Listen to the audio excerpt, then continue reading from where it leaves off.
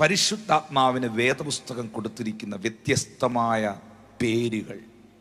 2, പരിശുദ്ധാത്മാവിന് സമാന്തരമായി നിൽക്കുന്ന ചില വസ്തുക്കൾ, അല്ലെങ്കിൽ ആ ദൈവത്തിൻ്റെ പരിശുദ്ധാത്മാവിൻ്റെ സ്വഭാവത്തെ, ക്യാരക്ടറിനെ വെളിവാക്കി കാണിക്കുന്ന ചില സംഭവങ്ങൾ, ചില symbol of the holy spirit. അതിനകത്ത് ഞാൻ 7 കാര്യങ്ങൾ പറയുന്നു. നോട്ട് ചെയ്യുക. ഇത് നോട്ട് ചെയ്ത് കഴിഞ്ഞ് പിന്നെ നിങ്ങളുടെ ഈ നോട്ടൊന്നും നിൽക്കില്ലെന്ന് എനിക്കറിയാം. ഞാൻ നോട്ട് ചെയ്യാൻ മാത്രം വരികയാണ്. Number 1 is oil. പരിശുദ്ധാത്മാവിനെ എണ്ണയോടുകൂടെ സമാന്തരപ്പെടുത്തുന്നു. നമ്പർ 2 വിൻഡ്, കാറ്റിനോടുകൂടെ പരിശുദ്ധാത്മാവിനെ ഉപമിക്കുന്നു. 3rd thing is ഫയർ, തീയോടുകൂടെ പരിശുദ്ധാത്മാവിനെ ഉപമിക്കുന്നു. നമ്പർ 4 ഈസ് സീൽ, മുദ്ര. സീല്, പേപ്പറിൽ സീൽ അടിച്ചു കിട്ടിയെന്നൊക്കെ പറയത്തില്ലേ, സീൽ, മുദ്രയോടുകൂടെ പരിശുദ്ധാത്മാവിനെ ഉപമിക്കുന്നു. ഡവ്, പ്രാവിനോടുകൂടെ 5ാമതായി പരിശുദ്ധാത്മാവിനെ വെളിപ്പെടുത്തി കാണിക്കുന്നു. 6 വാട്ടർ, വെള്ളം, ഒഴുകുന്ന വെള്ളത്തോടുകൂടെ പരിശുദ്ധാത്മാവിനെ സമാന്തരപ്പെടുത്തുന്നു. നമ്പർ 7 ഈസ് വൈൻ, വീഞ്ഞിനോടുകൂടെ പരിശുദ്ധാത്മാവിനെ സമാന്തരപ്പെടുത്തുന്നു. The Holy Spirit baptism is the first experience of the Holy Spirit in your life, but you need not stuck there with the baptism of the Holy Spirit. You have more levels of the Holy Spirit which you can have in your life.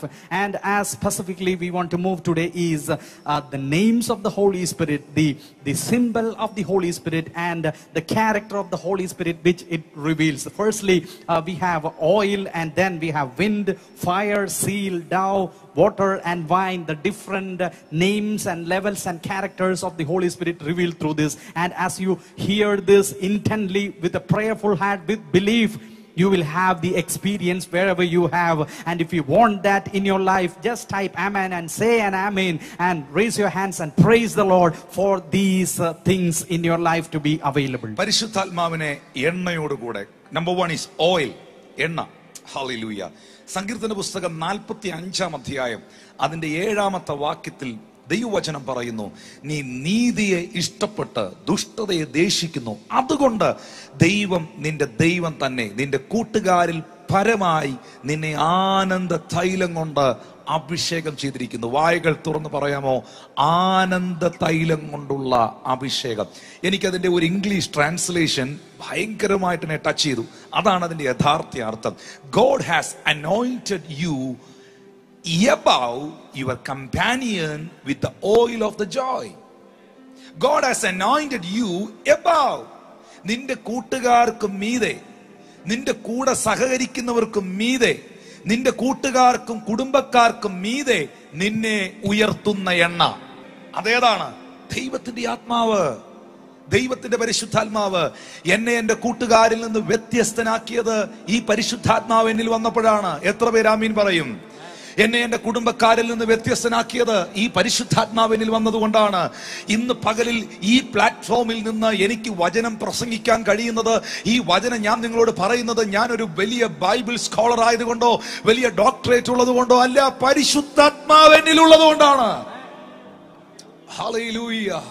ഇന്ന് പകലിൽ ആരോടൊക്കെയോ പ്രവചനമായി ദൈവം എന്നോട് പറഞ്ഞ ഒരു കാര്യം ഞാൻ എന്റെ പുസ്തകത്തിൽ ഞാനത് എഴുതി വെച്ചു. ഇത് ആരോടോ ഉള്ള ദൂതാണ്. അവരത് ഏറ്റെടുക്കുക. ദൈവത്തിന്റെ പരിശുദ്ധാത്മാവിന്റെ എണ്ണ, പരിശുദ്ധാത്മാവാകുന്ന ഓയിൽ നിന്റെ മേൽ വരുമ്പോൾ നിന്റെ കൂടെ സഹകരിക്കുന്നവർക്ക് മീതെ അവൻ നിന്നെ പൊക്കും, അവൻ നിന്നെ ഉയർത്തും. നിന്റെ കൂട്ടുകാർക്കും കുടുംബക്കാർക്കും മീതെ അവൻ നിന്നെ ഉയർത്തും. ആർക്കും നിന്നെ ഓവർടേക്ക് ചെയ്യുവാൻ കഴിയാത്ത നിലകളിൽ നിന്നെ പലതിലും മുൻപിലെത്തിക്കും. പുറകിലായി പോയ നിന്നെ പലതിലും മുൻപിലെത്തിക്കുന്ന, നിന്റെ വാക്കുകളിൽ, നിന്റെ പാട്ടുകളിൽ, നിന്റെ സംസാരങ്ങളിൽ, നിന്റെ നോട്ടങ്ങളിൽ, നിന്റെ ഇടപെടലുകളിൽ, നിന്റെ സാമ്പത്തികത്തിൽ, നിന്റെ ആരോഗ്യത്തിൽ, നിന്റെ ആയുസ്സിൽ, നിന്റെ കുടുംബത്തിൽ, നിന്റെ സമസ്ത മേഖലകളിലും നിന്റെ കൂട്ടുകാരിൽ കുടുംബക്കാരിൽ പരമായി നിന്നെ മാറ്റുന്ന, നിന്നെ ഉയർത്തുന്ന പരിശുദ്ധാത്മാവെന്ന എണ്ണ. God has anointed you above your companions with the oil of the joy. Above your companions. ഈ വിശുദ്ധ ബൈബിളിൽ നിന്ന് ഇപ്പൊ ഞാൻ വായിച്ച വാക്യത്തിന് നിങ്ങൾക്ക് എത്ര സംഭവങ്ങളുടെ തെളിവ് വേണം? എത്ര സാഹചര്യങ്ങളുടെ തെളിവ് വേണം. ആരും ശ്രദ്ധിക്കാത്തൊരു കാര്യം ഞാനങ്ങ് പറയാം, ബാക്കിയൊക്കെ നിങ്ങൾക്ക് അറിയാം. ദാവീദിനെ കുറിച്ചും ഒക്കെ പറയേണ്ട കാര്യമില്ല, കൂട്ടുകാരിൽ പരമായോന്ന്. പത്രോസിനെ ഞാൻ ആരും ശ്രദ്ധിക്കാത്ത കാര്യം പറയാം. ആ മനുഷ്യന്റെ പേരാണ് ജോബ്. 29-ാം അധ്യായത്തിന്റെ 3-ാമത്തെ വാക്യത്തില് ജോബ് പറയുകയാണ്, അന്ന് അവന്റെ ദീപം എന്റെ തലയ്ക്കുമേൽ പ്രകാശിച്ചു. when his candle shined upon my head and when his light I walked through darkness. ആ വെളിച്ചം എന്നിൽ ഉണ്ടായിരുന്നത് കൊണ്ട് എനിക്ക് ഇരുട്ടിലൂടെ നടക്കാൻ ബുദ്ധിമുട്ടുണ്ടായില്ല. ആരാണ് ആ വെളിച്ചം? നിന്നെ ഇരുട്ടിൽ നിന്ന് വിടുവിച്ച വെളിച്ചമേതാ? നിന്നെ സ്നേഹസ്വരൂപനായ പുത്രന്റെ രാജ്യത്തിലാക്കി വെച്ച വെളിച്ചമേതാ? ഈ ഇരുട്ട് നിറഞ്ഞ ലോകത്ത് നിന്നെ ആ ഇരുട്ടിനകത്തുനിന്ന് നിന്നെ വിടുവിച്ച് അതിലൂടെ നടക്കാൻ സഹായിക്കുന്ന പ്രകാശമേതാ? No doubt Jesus. യേശു കർത്താവാണ്. 4-ാമത്തെ വാക്യം, ഇതൊരു വെളിപ്പാടാ കേട്ടോ, ഇത് ചുമ്മാ പറയുമല്ല. ഇത് ജോബിന്, ഈ ജോബ് ഇപ്പൊ പറഞ്ഞുകൊണ്ടിരിക്കുന്ന കാര്യമില്ലേ, അത് ഒരിക്കലും അദ്ദേഹം ഒരു വാചകം പറഞ്ഞതോ ഒരു കഥ പറയുവല്ല. അദ്ദേഹത്തിന് ആത്മാവിൽ ലഭിക്കുന്ന ബോധ്യങ്ങളാണ് ഈ പറഞ്ഞുകൊണ്ടിരിക്കുന്നത്. എന്റെ കൂടാരത്തിന് ദൈവത്തിന്റെ സഖ്യത ഉണ്ടായിരിക്കുകയും സർവശക്തൻ എന്നോടുകൂടെ വസിക്കുകയും 5-ാമത്തെ വാക്യത്തിൽ പറയുന്നു, എന്റെ മക്കൾ എന്റെ ചുറ്റും ഇരിക്കുകയും ചെയ്ത എന്റെ ശുഭകാലത്തിലെ പോലെ ഞാൻ ആയിരുന്നെങ്കിൽ കൊള്ളായിരുന്നു. എന്തായിരുന്നു അതിന്റെ പ്രത്യേകത? അന്ന് ഞാൻ എന്റെ കാലുകളെ വെണ്ണ കൊണ്ട് കഴുകി, പാറ എനിക്ക് തൈല നദികളെ ഒഴുകി തന്നു. എന്താ വാക്കിന്റെ അർത്ഥം? എന്താണ് എന്റെ കാലുകളെ വെണ്ണ കൊണ്ട് കഴുകി എന്ന് പറഞ്ഞത്? when I was washed my steps with butter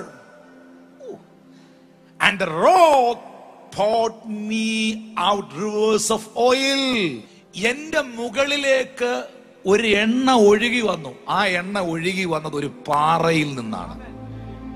Who is that rock? ആരാണ് ആ പാറ?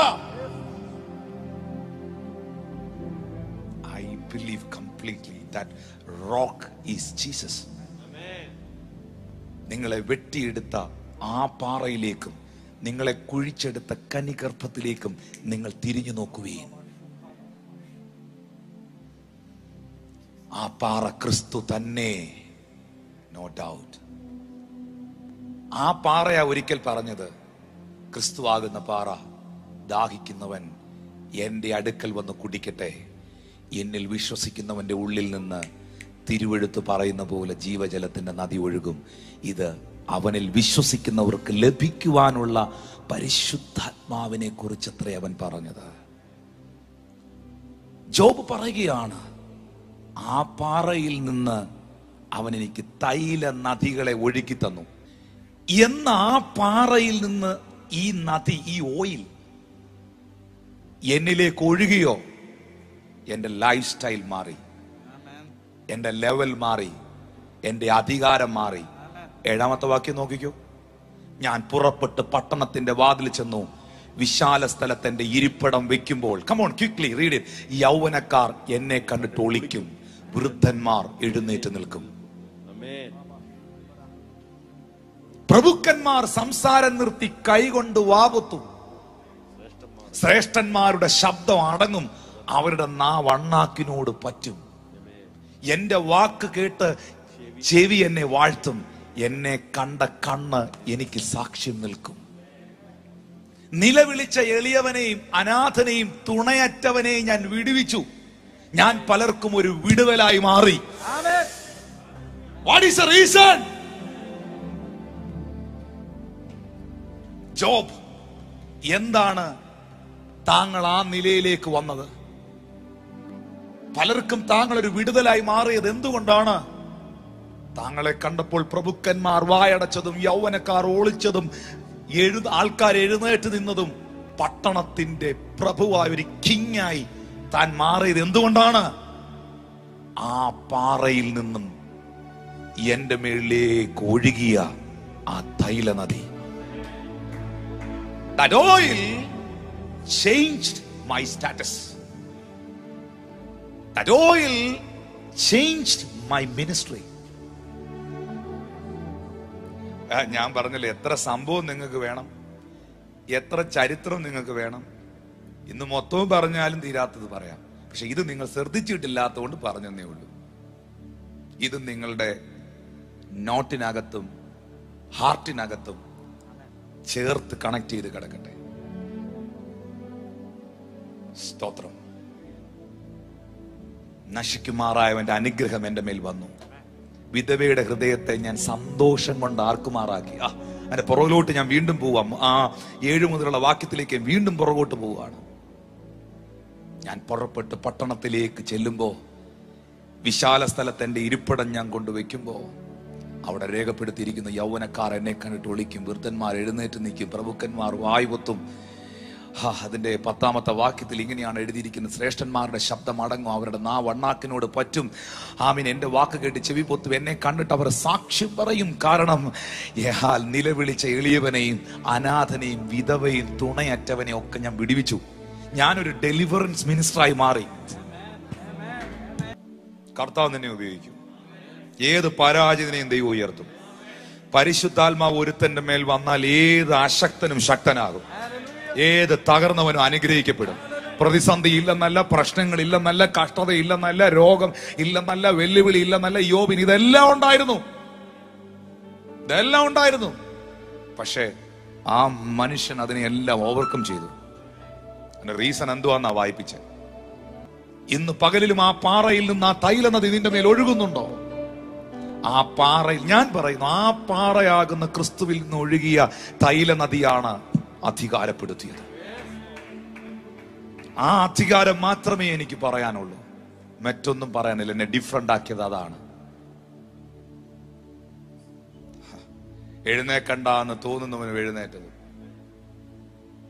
വൃദ്ധന്മാർ വായു പൊത്തിയതും, അധികാരമുള്ളവരാക്കി മാറ്റിയതും, ശക്തരാക്കി തീർക്കുന്നതും ഈ നദിയാണ്. പ്രിയപ്പെട്ടവരെ, ശബ്ദമുയർത്തി കർത്താവിനെ സ്തുതിക്കാമോ?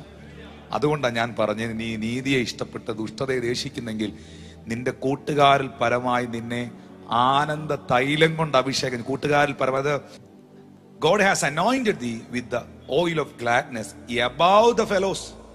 Above. ഈ ആനന്ദ തൈലം നിന്റെ മേൽ വരുമ്പോൾ നീ പലതിന്റെയും കീഴെ പോവുകയല്ല, നീ പലതിനും മേളിൽ പോവുക. പൈശാചിക ശക്തികൾക്കും അന്ധകാരത്തിനും നീ തകർച്ചയിലേക്ക് പോവുകയല്ല സഹോദരങ്ങളെ. കർത്താവ് നിങ്ങളെ അപ്ലിഫ്റ്റ് ചെയ്ത് ഉയർത്തുക.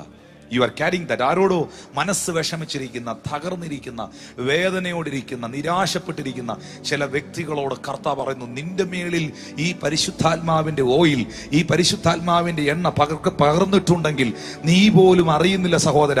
നീ പലതിനും മുകളിലാണ്, നീ പലതിന്റെയും മുകളിലാണ്. ഹല്ലേലൂയ. കടഭാരം നിന്റെ കാൽ കീഴിലാണ്, രോഗങ്ങൾ നിന്റെ കാൽ കീഴിലാണ്, പ്രതിസന്ധികൾ നിന്റെ കാൽ കീഴിലാണ്. You can overcome everything. Jesus name. Yes. Holy Ghost. The first important symbol of the Holy Spirit is oil. We find that in Psalm number 45 verse 7. You love righteousness and hate wickedness. Therefore God, your God, has anointed you with the oil of joy above your companions. We find here that when the oil of the Lord is poured on a person, that person is exalted, lifted up the people around. When the oil of the Holy Spirit comes on you, you will be exalted and uplifted above your family, above your family members, above your brethren, above the people around you. That is the power and level of the oil, the anointing. I don't know whether you receive or believe this, but if you have received that oil in your life, you are above all these people. You are above all the evil forces of this world. The Lord has anointed you with such a power that you can move in that abundance and prosperity with the power of the Holy Spirit. There are innumerable examples in the whole Bible. We have David and other people who received the oil, but one of the less said example is the example of the great man of God, Job. This we find in Job 29:3 following, where this man says of his life, yes, I was in the days of my prime, when the Almighty was with me, when my steps were bathed with cream and the rock poured out rivers of oil for me. The rock was pouring out rivers of oil for me. Abundance of the oil of the Holy Spirit was available to this man of God. From where? From the rock. Which is the rock? That rock was Jesus Christ. From Jesus Christ, this man of God received the oil of the Spirit of God in abundance, that when you read the rest of the verses, when he walked out into his town, when he walked out into the gate of the town, people began to respect him. A different level of anointing began to be released in his life, and people understood that he is having the anointing of the God, and they stood up, they kept their mouth shut, and he began to deliver people who were in bondage, people who were in darkness, the widows and orphans. He began to stand for them. He became the voice of those voiceless people. He became the power of those powerless people. How did this happen? Because he was able to receive that oil from the rock, and this is available to you right now if you believe.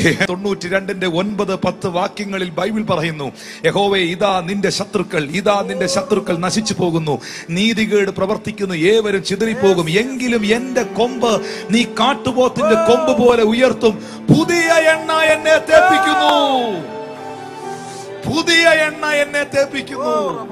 ഏതാണ് ആ പുതിയ എണ്ണ? New and fresh oil. അവിടെ എഴുതിയിരിക്കുന്നത് ഇങ്ങനെയാണ്, I shall be anointed with fresh oil. Anointing with fresh oil. I believe today morning, ഞാൻ വിശ്വസിക്കുന്നു ഇന്ന് ആ ഫ്രഷ് ഓയിൽ ചിലരുടെ മേളിൽ വരും. വിശ്വസിക്കുന്ന ചിലരുടെ മേളിൽ വരും. ഇവിടെ സങ്കീർത്തനക്കാരൻ പറയുന്ന സ്റ്റേറ്റ്മെന്റ് ശ്രദ്ധിച്ചോ?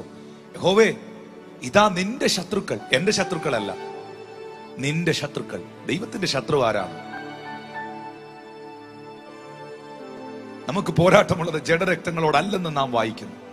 പൈശാചിക മണ്ഡലമല്ലാതെ മറ്റെന്താണ്? അവർ നശിച്ചു പോകുന്നു, നീതികേട് പ്രവർത്തിക്കുന്നവർ ചിതറിപ്പോകുന്നു. എങ്കിലും ഈ ശത്രുക്കൾ ഉണ്ടെങ്കിലും, ഈ പ്രതിസന്ധികൾ ഉണ്ടെങ്കിലും, ശത്രു ഇല്ലെന്നല്ല, ആഭിചാരകൻ ഇല്ലെന്നല്ല, നിനക്കെതിരെ നിൽക്കുന്നവരില്ലെന്നല്ല, അപവാദം പറയുന്നവരില്ലെന്നല്ല, പരിഹസിക്കുന്നവരില്ലെന്നല്ല, ഇന്ന് പകൽ വർഷിപ്പ് ചെയ്ത് ആരോ പറഞ്ഞതുപോലെ നിന്റെ വീഴ്ച കാണാൻ കുതിക്കുന്നവരില്ലെന്നല്ല. ഇവരൊക്കെ ഉണ്ട് ബ്രദറെ, സിസ്റ്ററെ, നിനക്ക് ചുറ്റും. പക്ഷെ എങ്കിലും ഇവരുടെ എല്ലാം നടുവിൽ നിന്റെ കൊമ്പ് കാട്ടുപോത്തിന്റെ കൊമ്പ് പോലെ ഉയർന്നിരിക്കുന്നതിന്റെ കാര്യം എന്നാണെന്നറിയാമോ? ഓരോ പ്രഭാതത്തിലും ഓരോ രാത്രികളിലും നിന്റെ പ്രാർത്ഥനാ മുറിയിൽ വെളിപ്പെടുന്ന ഒരു പുതിയ എണ്ണയുണ്ട്, ഒരു ഫ്രഷ് ഓയിൽ ഉണ്ട്. ഈ എണ്ണ നിന്റെ മേളിൽ ഒഴുകുന്നത് കൊണ്ടാ നിന്നെ പിടിച്ചാ കിട്ടാത്തെ. നീ സ്കിപ്പായി പോന്നേ, നീ ഒഴുകി പോന്നേ.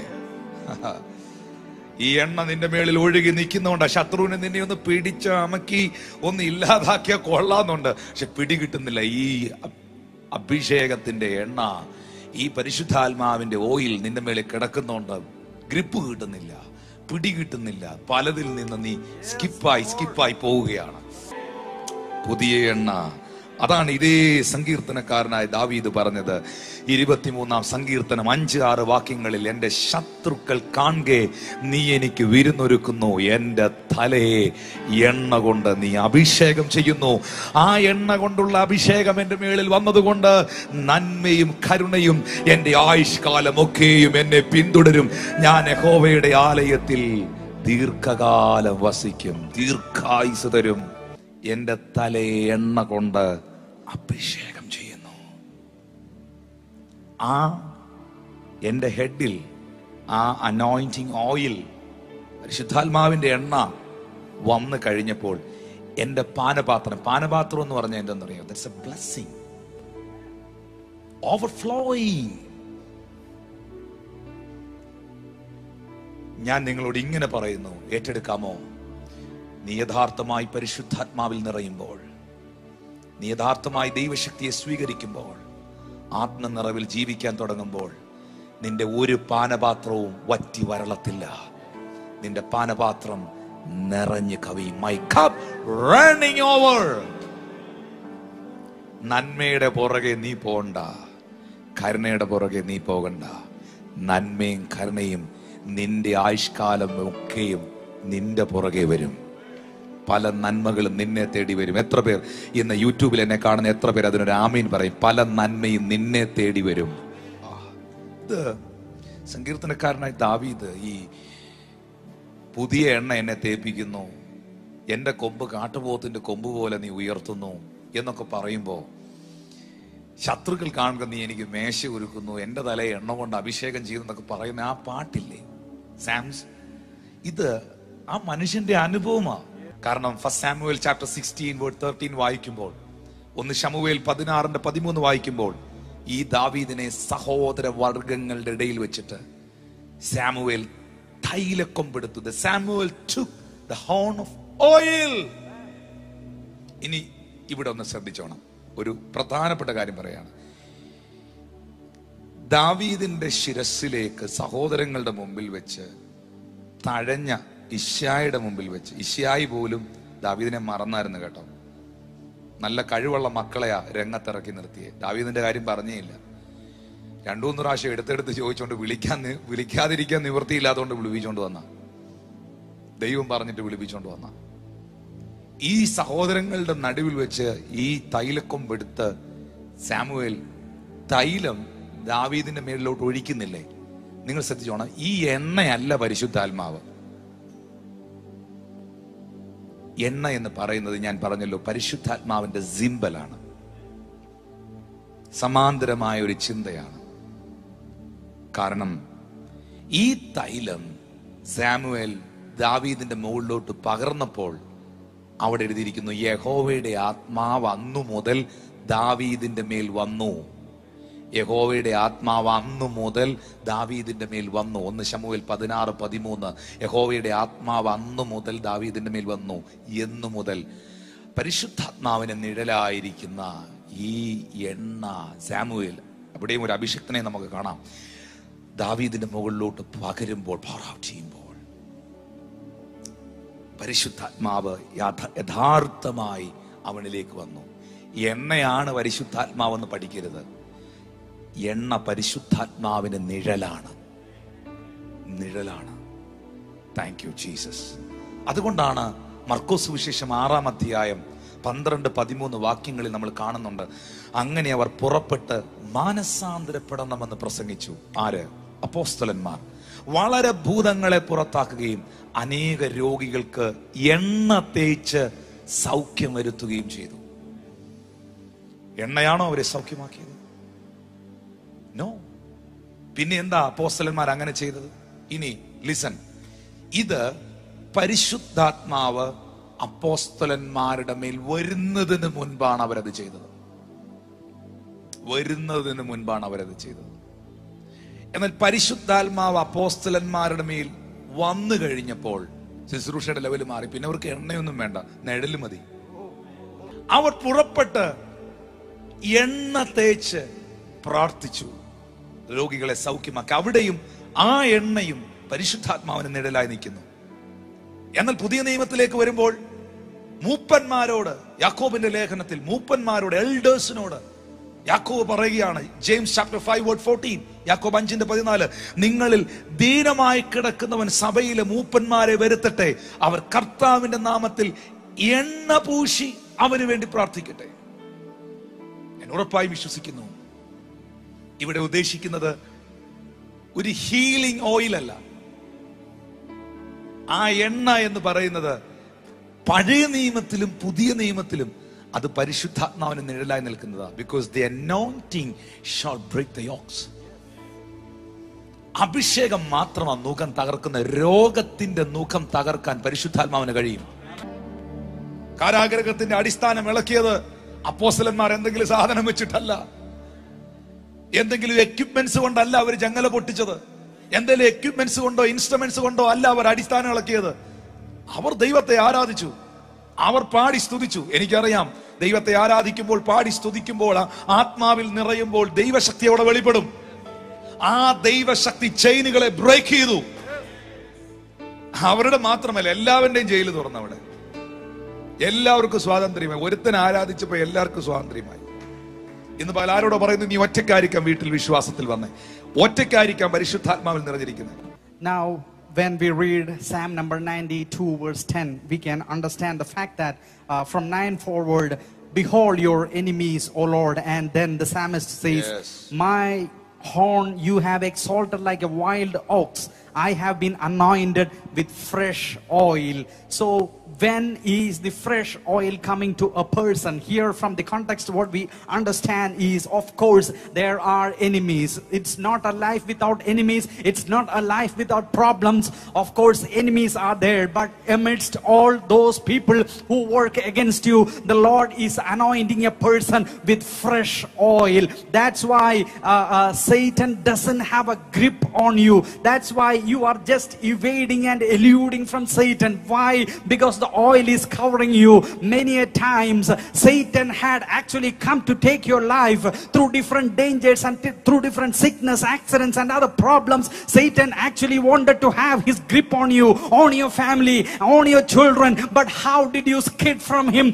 Just because this anointing oil was so abundantly poured on you. And this is something which protects you. And when we move forward, David says like this, yes. You have anointed me with the oil and had prepared a table before the enemies. Of course, he was anointed in front of all the brethren who were forsaken him. All the people around him actually marginalized him, and he was set alone away from all those people. But amidst that, amidst all those people who hated him, the Lord anointed David amidst all those people. And we find that Holy Spirit came so powerfully from that day onwards. And it is said, if you have the Holy Spirit from the Lord, if you have that abundance of the oil from the Lord, your cup will never be dry. It will be overflowing. If you believe today that your cup is dry and you are looking without hope, the Lord says that receive this anointing. Let your cup overflow.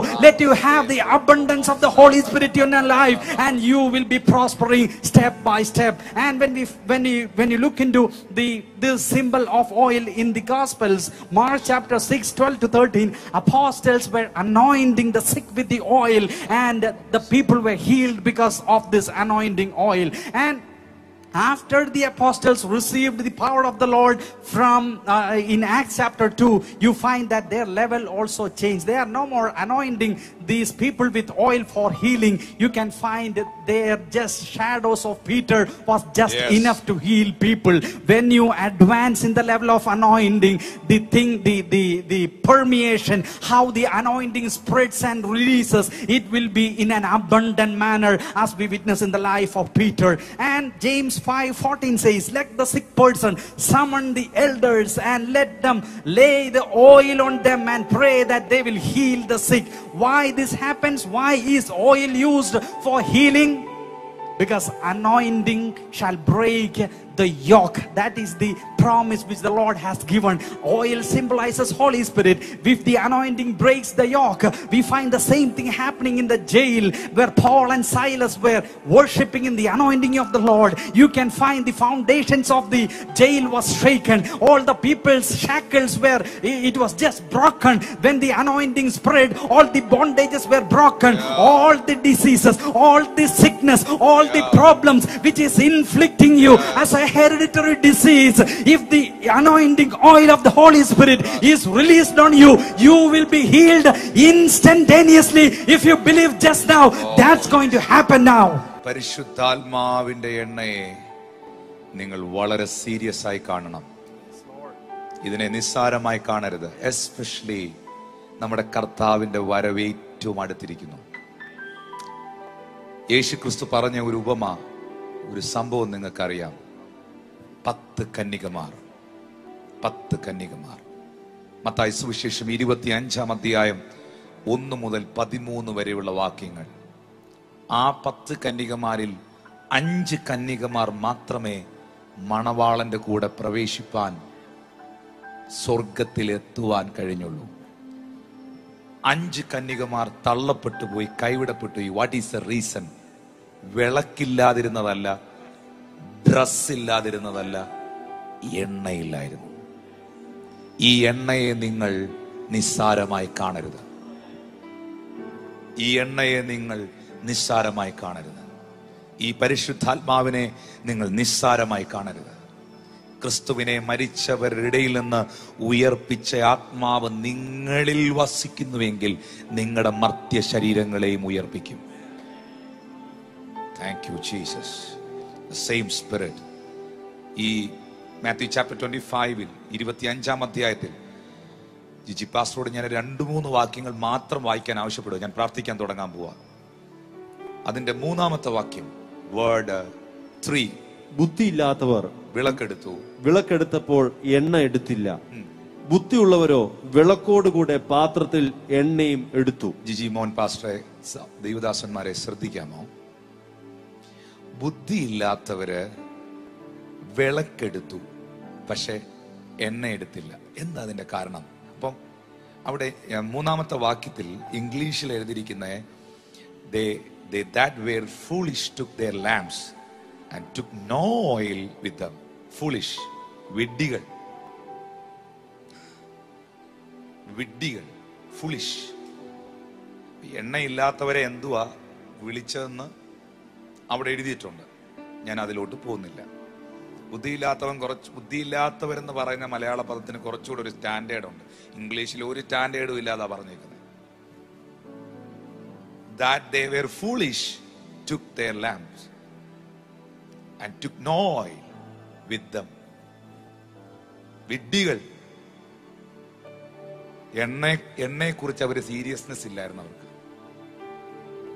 അവർ എണ്ണയേക്കാൾ വലുതായിട്ട് കണ്ടത് വാചകമടിയായിരിക്കാം. സ്തോത്രം. അവരെണ്ണ എടുത്തില്ല. അവരെണ്ണയെ serious ആയി കണ്ടില്ല. ഉണ്ടെന്ന് തോന്നുന്ന കാണും, വരട്ടെ നോക്കാം. ഓ, നമ്മളിതൊക്കെ എത്ര കാണാം. ഇത്രയേ ഉള്ളൂ. സില്ലിയായി, സിമ്പിളായി, അതിനെ സീരിയസ് ആയി കണ്ടില്ല. എന്നാൽ 4-ാമത്തെ വാക്യത്തിലേക്ക് വരുമ്പോൾ പറയുന്നു, ബുദ്ധിയുള്ളവരോ but the wise took the oil in their vessels with their lamps. പരിജ്ഞാനമുള്ളവരാരാണ്? ബുദ്ധിയുള്ള വിശ്വാസിയാണോ നീ? ബൈബിൾ വിശ്വസിക്കുന്ന ഒരു ദൈവവൈതലാണോ നീ? നീ എണ്ണയ്ക്ക് പ്രാധാന്യം കൊടുക്കും. ഈ എണ്ണയ്ക്ക് പ്രാധാന്യം കൊടുക്കാത്തവരുടെ കൂട്ടത്തിൽ നീ വെട്ടുപോയിട്ട് അവസാനം നീയും കതകിന്റെ പുറത്താകരുത്. Very important message. ഈ കാലഘട്ടത്തിൽ എനിക്ക് തരാൻ പറ്റുന്ന ഏറ്റവും important message. Thank you Jesus. എന്നോട് കർത്താവ് പറഞ്ഞത് ഇങ്ങനെ, ഞാൻ നോട്ട് ചെയ്തിട്ടുണ്ട്. ഈ ബുദ്ധിയില്ലാത്തവർ ചെയ്തത്, അവര് ബുദ്ധിയില്ലാത്ത ഫൂളിഷ് എന്ന് പറയുമ്പോൾ അവർ വാസ്തവത്തിൽ ആ എണ്ണയെ കുറിച്ച് അത്ര ബോധേഡല്ലായിരുന്നു. അത്ര അവർ സീരിയസ് ആയിട്ട് അതിനെ കണ്ടില്ല. അത്ര ഇമ്പോർട്ടൻസ് അവരതിന് കൊടുത്തില്ല. അത്ര പ്രാധാന്യത അവർ കൊടുത്തില്ല. കൂട്ടത്തെ ഒരു കാര്യം അങ്ങനെ കണ്ടുള്ളൂ. പക്ഷെ മറ്റൊരു കൂട്ടർ, 4-ാമത്തെ വാക്യത്തിൽ ബുദ്ധിയുള്ളവരെന്ന് പറയുന്നവർ, അവര് വിളക്കിന് കൊടുത്ത അതേ പ്രാധാന്യം എണ്ണയ്ക്കും കൊടുത്തു. എണ്ണയുണ്ടേലേ വിളക്ക് കത്തുള്ളൂ എന്ന വെളിപ്പാട് അവർക്കുണ്ടായിരുന്നു. അവരതുകൊണ്ട് പാത്രത്തിൽ എണ്ണയും എടുത്തു. ഇനി ജിജി പാസ്റ്ററെ 8-ാമത്തെ വാക്യം, എന്നാൽ ബുദ്ധിയില്ലാത്തവർ ബുദ്ധിയുള്ളവരോട് ഞങ്ങളുടെ വിളക്ക് കെട്ടുപോകുന്നത് കൊണ്ട് നിങ്ങളുടെ എണ്ണയിൽ കുറെ ഞങ്ങൾക്ക് തരുവീൻ എന്ന് പറഞ്ഞു. ഈ എണ്ണയ്ക്കൊരു പ്രത്യേകതയുണ്ട്. ഈ പരിശുദ്ധാത്മാവിന്റെ എണ്ണയ്ക്കൊരു പ്രത്യേകതയുണ്ട്. ഇത് നിറച്ചുള്ളവന് ഇമ്പാർട്ട് ചെയ്യാൻ പറ്റും, അടുത്തവന് കൊടുക്കാൻ പറ്റും. Jesus, very important. അതാ മോശ ചെയ്തേ. തന്റെ മേലുള്ള ആത്മാവിൽ പകുതി എടുത്ത് 70 പേരിലേക്ക് മോശ ഇമ്പാർട്ട് ചെയ്ത് കൊടുത്തു.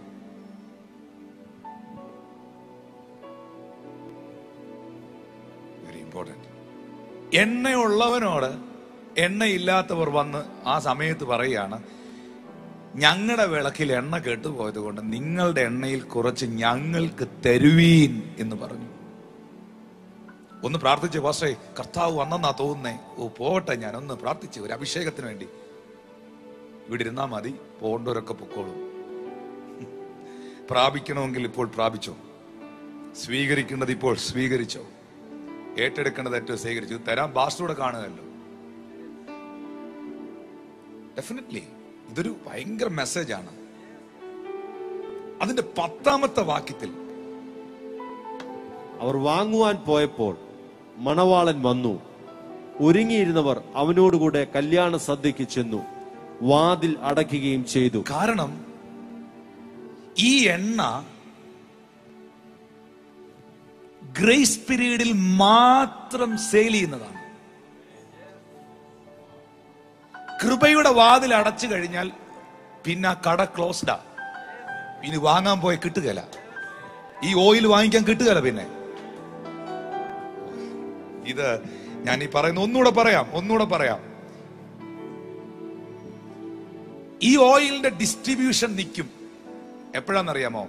യേശു സഭയുമായി മണിയറയിൽ പ്രവേശിച്ച് മണവാട്ടിയുമായി പോയി കഴിയുമ്പോൾ ഈ ഓയിൽ കിട്ടിക്കൊണ്ടിരുന്ന എല്ലാ ഡിസ്ട്രിബ്യൂഷൻ സെന്റേഴ്സും ക്ലോസ്ഡ് ആവും. പിന്നെ ഒരിടത്തും ഈ എണ്ണ കിട്ടുകയില്ല. നിങ്ങൾ എവിടെല്ലാം വാങ്ങിക്കാൻ പോയാലും കിട്ടുകയില്ല. കാരണം പരിശുദ്ധാത്മാവ് ഈ ഭൂമിയിൽ നിന്ന് പോകും.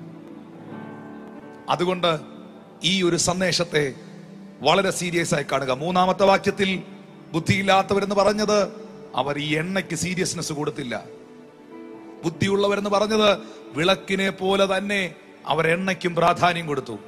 8ാമത്തെ വാക്യത്തിൽ എണ്ണയുള്ളവന് മാത്രമേ എണ്ണയില്ലാത്തവന് പകർന്നു കൊടുക്കാൻ കഴിയൂ.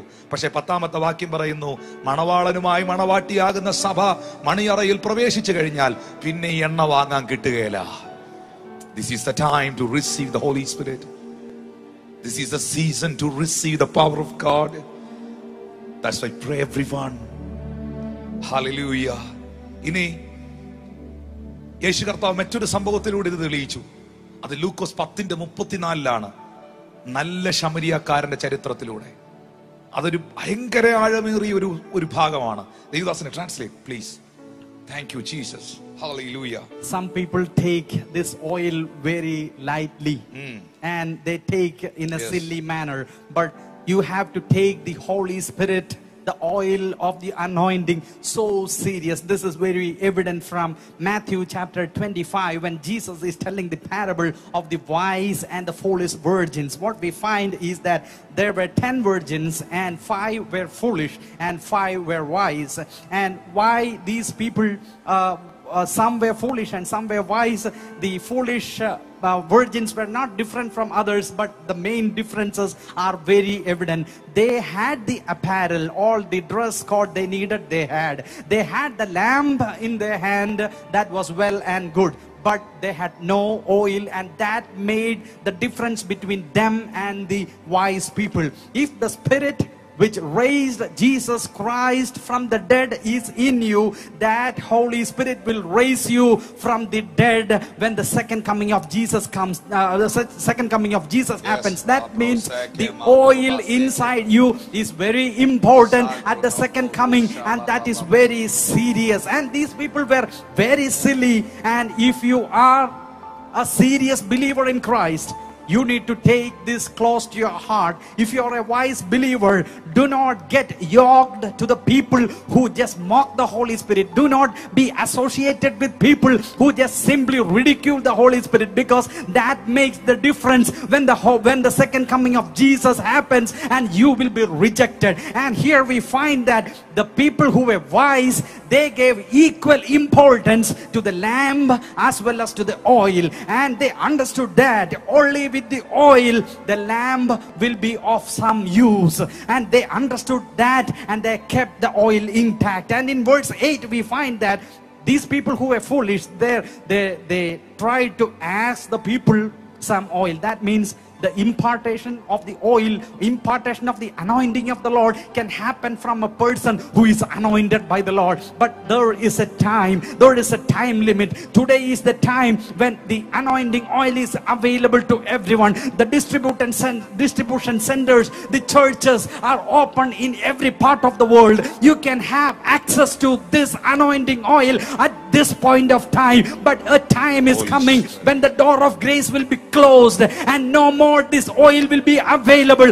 Holy Spirit will be taken up, and you cannot have the anointing oil once you need it at that point of time. So oil distribution centers are available, open now. Have the Holy Spirit. Do not ridicule the Holy Spirit. Do not take this thing lightly. This is a serious message to the church. Stock is available now. Call upon the Lord when He is near.